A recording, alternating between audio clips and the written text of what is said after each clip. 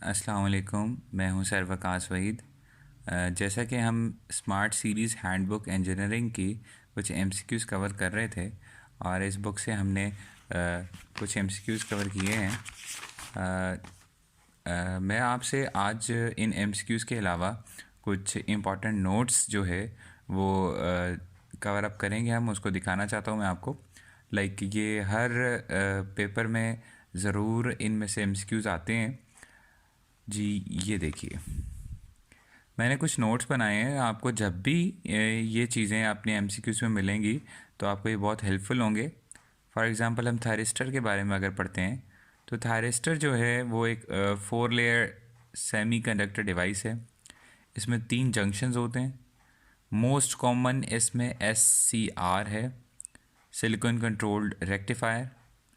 Using small triggering current voltage V can control large power.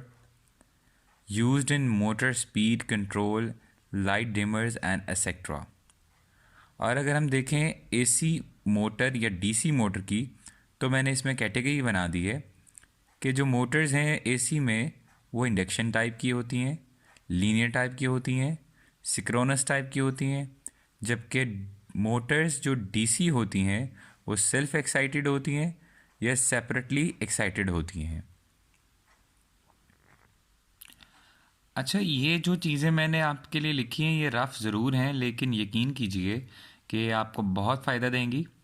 अगर मैं बात करूं कि आपको किसी भी एमसीक्यूज़ में आ जाए कि electrostatic type, dynamometer, hot wire type, moving coil ammeter या इंडक्शन टाइप, तो आपने उनमें ये ऑप्शंस देखनी और इनको सेलेक्ट करना है। फॉर एग्ज़ाम्पल, जब भी इंडक्शन टाइप की बात होगी तो वो AC करंट पे काम करता है, और जब भी मूविंग कॉइल एमीटर होगा तो वो DC करंट पे, जबकि हॉट वायर टाइप जो है वो AC और DC दोनों पे वर्किंग करती है। और यहाँ पे देखिए, मैंने एक पॉइंट यहाँ पे डिक्लेयर किया है कि VRMS जो है वो इक्वल होता है V पीक मल्टीप्लाई बाय 1/√2। और यहाँ पे मैंने एक और चीज़ मेंशन की है कि 2 फेज़ मोटर जो है वो AC मोटर होती है, और हाईएस्ट टॉर्क जो मोटर्स में से होता है वो DC सीरीज़ मोटर का जी होता है। ठीक है जी। यहाँ पे साइड पे एक इम्पिडेंस का फार्मूला भी लिखा हुआ है, Z=XC reactance of capacitor over reactance of inductor. जी, मेरे फर्दर नोट्स में मैंने लिखा है क्रस्ट फैक्टर के बारे में। क्रस्ट फैक्टर 1.14 होता है। फॉर्म फैक्टर AC के लिए 1.11 होता है। DC के लिए जी ये यूनिटी होता है। और अगर हम इस फॉर्म फैक्टर का फार्मूला देखें तो RMS AC over average AC होता है जी।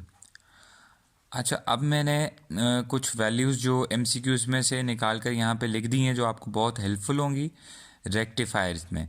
देखिए, हाफ वेव रेक्टिफायर जो है उसकी वैल्यू है 1.21। ये बहुत से MCQs में आपको आएगा, तो आप यहाँ से नोट्स को कॉपी कर लें, इनको लिख लें अपने पास, और ये आपको बहुत फ़ायदा देंगे। फुल वेव रेक्टिफायर की बात करें तो उसकी वैल्यू 0.482 होती है, और ब्रिज रेक्टिफायर की 0.5। अच्छा, हमारे पास कुछ ब्रिजेज़ हैं, लाइक शेरिंग ब्रिज है, वाइन्स ब्रिज है, एंडरसन है, हे ब्रिज है और मैक्सवेल। इसमें अगर हम देखें तो ये सबसे इम्पॉर्टेंट ब्रिजेज़ हैं।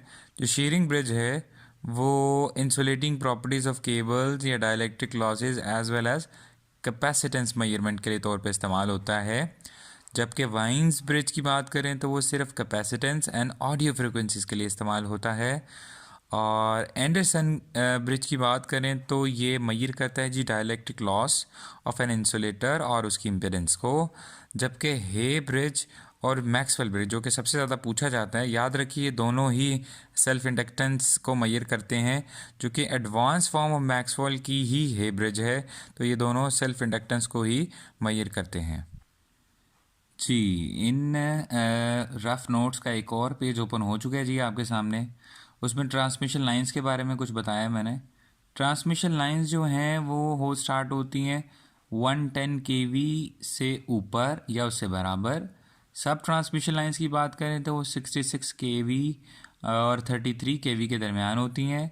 डिस्ट्रीब्यूशन की बात करें आप तो वो 33 kV से लेस में होती हैं। जबकि 11 केवी की अगर मैं बात करूं तो वो वैक्यूम सर्किट ब्रेकर इस्तेमाल करती हैं।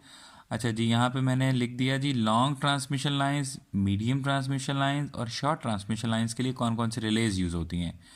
जो आप इसको याद कर सकते हैं, RIM, रिम के तौर पे उल्टा पढ़ लीजिए, short medium long rim. Rim stand for R जो है रिएक्टेंस रिले है, I इम्पेरेंस रिले है और M for mho relay. Short transmission line, medium transmission line, long transmission lines. Insulators के बारे में भी मैंने लिख दिया, चूँकि हम यहाँ पे हम लाइंस की बात करें, डिस्ट्रीब्यूशन की बात करें, तो इंसुलेटर्स कौन से इस्तेमाल होते हैं। याद रखिए 132 केवी की बात हो तो वहाँ पे डिस्क टाइप का इंसुलेटर इस्तेमाल होता है, और अगर 25 केवी तक की बात हो तो पिन टाइप का इंसुलेटर जो है वो इस्तेमाल होगा, और स्ट्रेन टाइप जो है वो हमेशा डेड एंड या एंकर टावर में इस्तेमाल होता है।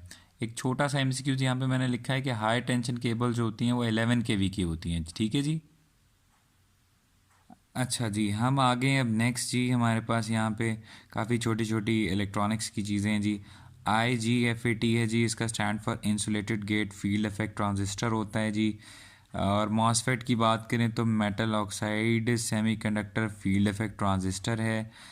IGFET or MOSFET is a voltage controlled field effect transistor that differs from a JFET in that it has a metal oxide gate electrode which is electrically insulated from the main semiconductor N channel or P channel by a very thin layer of insulating material using SiO2।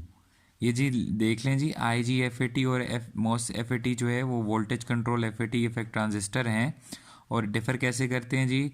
इसमें क्या है जी, एक gate electrode है metal oxide का ना, जो कि insulate करता है सेमीकंडक्टर को N चैनल और P चैनल से, वो बड़ा पतला सा होता है जी। डी मॉसफेट की बात करें तो नॉर्मली ऑन मॉसफेट पाया जाता है और no voltage apply at gate, इसकी गेट पे कोई वोल्टेज अप्लाई नहीं होती जी। अब चलते हैं जी नेक्स्ट हमारी नोट्स के पेज की तरफ। अच्छा जी, यहाँ हम देखें तो हमारे पास सिंक्रोनस इलेक्ट्रिक मोटर है जी और इंडक्शन मोटर है। सिंक्रोनस इलेक्ट्रिक मोटर क्या होती है वो देख लें। It is an AC motor in which at steady state the rotation of the shaft is synchronized. चूँकि सिंक्रोनस है तो इसका शाफ्ट जो है सिंक्रोनाइज होगा with the frequency of supply current. कहाँ पे इस्तेमाल होती हैं जी, क्लॉक्स में, टाइमर्स में, टेप रिकॉर्ड में, पावर लाइन फ्रिक्वेंसी में। इंडक्शन मोटर की बात करें तो it is an AC motor है जी, और रिक्वायर्ड स्लिप, इसमें स्लिप रिक्वायर्ड है। Rotor must rotate slightly slower than the AC alternations in order to induce a current in the rotator winding. तो जी ये इंडक्शन मोटर जो होती हैं ये एसिंक्रोनस होती हैं, क्योंकि इसमें हमारी जो रोटेशन है वो स्लाइटली स्लोअर होती है रूटर की than the AC alternations in order to induce a current. ठीक है जी, ये डिफरेंस था सिंक्रोनस और एसिंक्रोनस मोटर में। एक बड़ा ही इंपॉर्टेंट MCQs है हमारे पास कि FET जो है वो लो नॉइस होती है, स्मॉल साइज़ की होती है और हाई पावर गेन है जिसका। और अगर मैं FET को और BJT को कंपेयर कर दूं तो FET जो है वो वोल्टेज कंट्रोल डिवाइस है और BJT जो है वो करंट कंट्रोल डिवाइस है। 0 वाट बल्ब की अगर हम बात करें तो वो 5 से 7 वाट कंज्यूम करते हैं, और अल्ट्रासोनिक वेल्डिंग की बात करें तो उसकी जो है 4000 से लेके 20,000 CPS होती है। और ये तो हम जानते ही हैं, ये हमारे पुराने MCQs हैं कि जी इम्पिडेंस ऑफ कैपेसिटेंस जो है 1/ωc है, जबकि इंडक्टर की बात करें तो वो ωL होती है। वीवर्स तो वीवर्स ये कुछ MCQs थे जो मैंने इस बुक्स में से इम्पॉर्टेंट MCQs थे, उसके नोट्स बनाए हुए थे, मैं आपसे शेयर कर रहा था। इंशाल्लाह मैं नेक्स्ट भी आपसे शेयर करूँगा, और ये सारे हैंड रिटन नोट्स जो हैं मैं आपसे शेयर करता रहूँगा, जो आपके बहुत ज़्यादा पेपर्स में काम आ सकते हैं। जो आप जल्दी तैयारी करना चाहते हो आप इन नोट्स को पढ़ें और फिर आपके MCQs इंशाल्लाह अच्छे हो जाएंगे। अल्लाह हाफिज़।